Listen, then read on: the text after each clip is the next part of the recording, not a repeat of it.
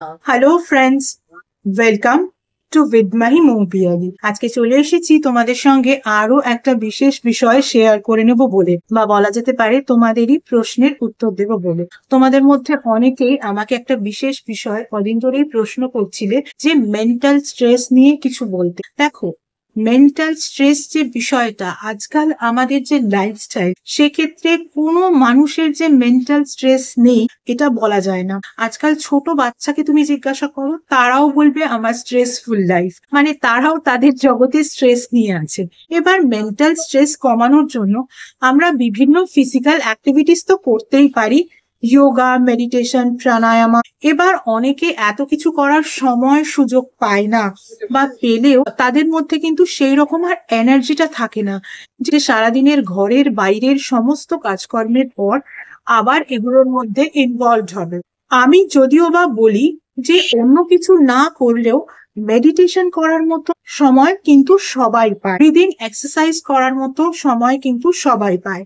সেটাকে তোমাকে বের করতেই হবে যদি তুমি স্ট্রেসকে কমাতে চাও। এছাড়াও সবার আগে আমাদের বুঝতে হবে স্ট্রেসের উৎপত্তিটা কোথায়, স্ট্রেসটা ঠিক কোথা থেকে আসছে। দেখো, স্ট্রেস বিভিন্ন কারণে হতে পারে, কিন্তু আজ আমি স্ট্রেস রিলেটেড যে বিষয়টা বলবো সেটা হচ্ছে স্ট্রেস উৎপত্তির বা স্ট্রেসের অরিজিনের একটা পার্ট, ফিয়ার। অনেককেই দেখা যায় স্ট্রেসফুল লাইফে তারা শুধুমাত্র আছে সামান্য কিছু ফিয়ারের জন্য। সামটাইমস এই ফিয়ার গুলো সত্যি সত্যি ফিয়ার করার মতো বিষয়, আবার সামটাইমস দেখা যায় এগুলো ফিয়ার করার মতো বিষয় নয়। তো যেগুলো ফিয়ার করার মতো বিষয়, সেই বিষয়ে যদি স্ট্রেস থাকে তাহলে আলাদা কথা, সত্যি সেটা তোমাকে স্ট্রেসের মধ্যে এনে দিচ্ছে। কিন্তু চেষ্টা করতে হবে যতটা সম্ভব স্ট্রেসটাকে কমানো। এবার সেটা যদি কোনো রকম ভাবে ইনসিডেন্টালি না হয়ে থাকে, তাহলে বাইরে থেকে যে রেমিডিয়াল পার্ট গুলো রয়েছে, মানে এই যোগা, মেডিটেশন, প্রাণায়ামা, ব্রিদিং এক্সারসাইজেস, এইগুলো করে নিজেকে কিন্তু রিল্যাক্স করার চেষ্টা করতে হবে। আরো বলবো, ভালো করে ঘুমোতে হবে, ভালো করে খেতেও হবে। অনেকে তো স্ট্রেসে নিজেদের খাওয়া দাওয়াও ভুলে যায়, এটা কিন্তু মানুষের স্ট্রেসকে আরো বাড়িয়ে দেয়। এবারে ফিয়ারের সঙ্গে স্ট্রেসের যে কানেকশনটা, সেটা যদি আমরা দেখি, ফিয়ার না অনেকটাই এমন বিষয় যেটাকে তুমি যত স্ট্রেচ করবে আরো বাড়তে থাকবে। তাই ফিয়ারেরও কিন্তু উৎসটাকে খোঁজা খুব দরকার, তার অরিজিনটাকেও খোঁজা দরকার। এক্ষেত্রে তাহলে বিষয়টা কেমন দাঁড়ালো, স্ট্রেচ আর স্ট্রেস দুটোই কিরকম একটা ইকুয়াল হয়ে গেল। যত ফিয়ারকে স্ট্রেচ করবে ততই কিন্তু তোমার স্ট্রেস বাড়তে থাকবে। তাই ফিয়ারকে কিন্তু একেবারে কমিয়ে ফেলার চেষ্টা করতে হবে। আমাদের প্রতিটা মানুষের মধ্যে কিছু বিলিফ সিস্টেম কাজ করে, আমরা কখনো কখনো সেই বিলিফ সিস্টেমকে কাটিয়ে উঠতে পারি, আবার ম্যাক্সিমাম মানুষকে দেখা যায় তারা সেটা কাটিয়ে উঠতে পারে না। কিন্তু কাটিয়ে ওঠার চেষ্টা করতে হবে যখন দেখবে তোমার মধ্যে স্ট্রেস লেভেলটা অত্যধিক পরিমাণে বেড়ে যাচ্ছে। এবার সেক্ষেত্রেও কিন্তু ওই স্ট্রেসটাকে দেখেও অনেকে আরো স্ট্রেসফুল হয়ে যেতে শুরু করে, কিন্তু সেটা করলে হবে না। যারা এথিয়েস্ট তাদের কথা আলাদা, তাদের জন্য তো এই রেমিডি গুলোই রয়েছে, তারা যোগা, প্রাণায়াম, মেডিটেশন করবে। আর যারা যারা এথিয়েস্ট নয়, যারা ডিভাইন পাওয়ারের ওপর বিশ্বাস করে, আর যে ডিভাইন পাওয়ারকে মানো কিনা, তারা কি করবে, তারা মনে করবে তোমার সামনে সেই ডিভাইন পাওয়ার রয়েছেন, তুমি তাকে ইমাজিন করছো, এবং তুমি একটা ব্ল্যাক ক্লোথ কে ইমাজিন করবে।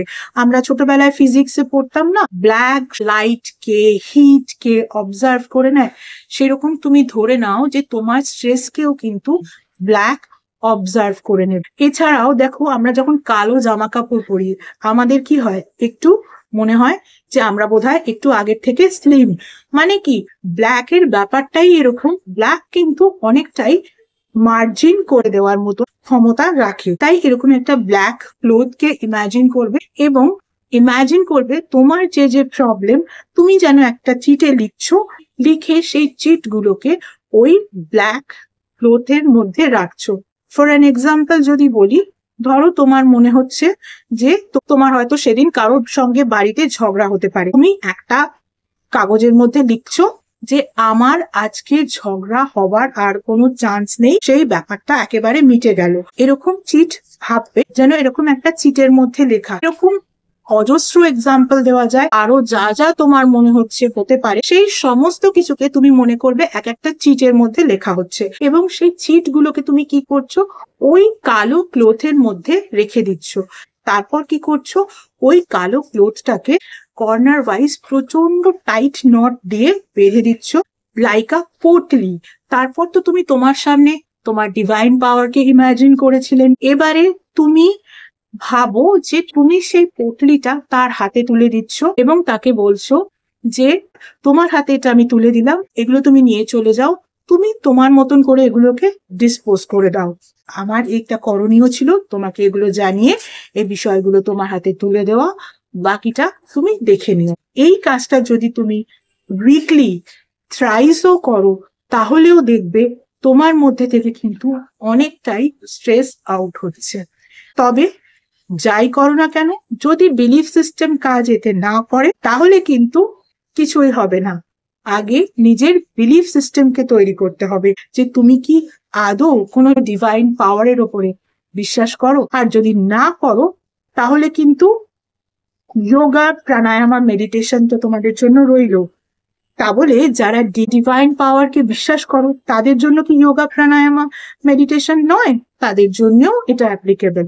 যোগা, প্রাণায়াম, মেডিটেশন আর তার সঙ্গে সঙ্গে ব্রিদিং এক্সারসাইজেস অনেক স্ট্রেস কমিয়ে দেয়। মাঝে মাঝে ওয়াকে চলে যাও, মাঝে মাঝে খুব ভালো ভালো মিউজিক শোনো, কিন্তু আবার ওয়াকে গিয়ে 10 জনের সঙ্গে গল্প করো যদি, তাহলে কিন্তু স্ট্রেস লেভেলটা একেবারে সমূলে ক্লিন হওয়ার ব্যাপারটা হলো না। সর্বোপরি যে জিনিসটা মনে রাখতে হবে সেটা হচ্ছে স্ট্রেসকে একেবারেই স্ট্রেচ করা যাবে না। পরিস্থিতি হয়তো সেটা করে দিলেও চেষ্টা করতে হবে যতটা সম্ভব স্ট্রেচটাকে কমিয়ে কমিয়ে কমিয়ে কমিয়ে একেবারে একটা বিন্দুতে আনতে, তারপর সেটাকে ইরেজ করে ফেল। তাহলে আজ স্ট্রেস রিলেটেড একটা ইনিশিয়াল বিষয় তোমাদের সঙ্গে শেয়ার করে নিলাম, স্ট্রেসের অরিজিন রিলেটেড একটা সামান্য বিষয় তোমাদের সঙ্গে শেয়ার করে নিলাম। এ নিয়ে যে আর কত কিছু বলা যায় সেটা একটা কেন অনেক ভিডিওস এর মধ্যেও কিন্তু কভার করা সম্ভব নয়। যদিও মাঝে মাঝে আমরা স্ট্রেসের কিছু কিছু বিষয় নিয়ে আলোচনা করব। আজকের মতো এটুকুই। এছাড়া যারা যারা আমার থেকে পার্সোনাল কনসালটেশন নিতে চাও তাদের বলবো, পার্সোনাল কনসালটেশন কিন্তু একেবারেই ফ্রি নয়। পার্সোনাল কনসালটেশন কিন্তু paid consultation. Regarding what? Regarding numerology, vastu, tarot reading, tarot healing, crystal healing, healing with meditation, healing with reiki, healing with symbolism, healing with law of attraction, astrology, সনাতন ধর্মীয় পদ্ধতিতে spell casting এবং এমন কিছু special remedies যেগুলো তোমাদের overall detail check করার পরেই দেওয়া যায়, এভাবে জেনারেলি দেওয়া যায় না, ইত্যাদি বিষয়ে কনসালটেশন নিতে হলে কিন্তু স্ক্রিনে যে ইমেল আইডিটা দেখতে পাচ্ছ সেই ইমেল আইডিতে মেল করো তোমাদের অ্যাপয়েন্টমেন্ট বুক করার জন্য।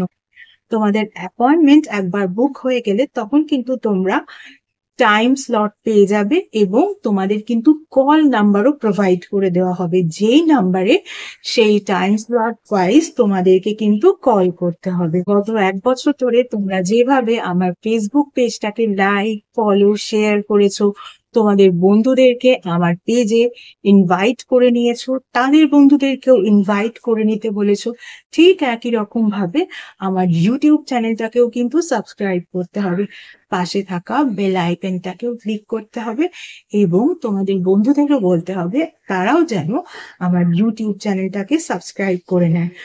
আবার অন্য কোনো ভিডিওতে নিশ্চয়ই তোমাদের সঙ্গে দেখা হবে। আজকের মতো এটুকুই। Ta-ta. Thank you so much.